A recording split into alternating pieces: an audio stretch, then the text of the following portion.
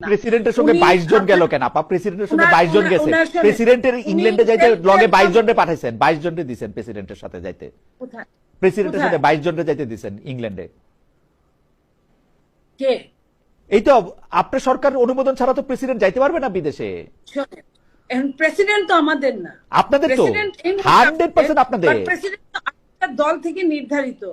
President সেই চলে যাওয়ার সময় প্রেসিডেন্টের যদি কোনো এইবার প্রেসিডেন্ট শখ থাকে, আমি তো সে শখ পূরণ আমি তো করার গাছ কোনো ছেড়ে দেখি আপা, আমি তো গাছ ছেড়ে দেখি তার ফলে এই প্রেসিডেন্ট যেভাবে শহীদ প্রেসিডেন্ট জিয়াউর রহমানের কথা বললেন, যেভাবে জাতীয়তাবাদের কথা বললেন, যেভাবে আওয়ামী লীগের সমালোচনা করলেন, এই প্রেসিডেন্ট আপনাদের প্রেসিডেন্ট।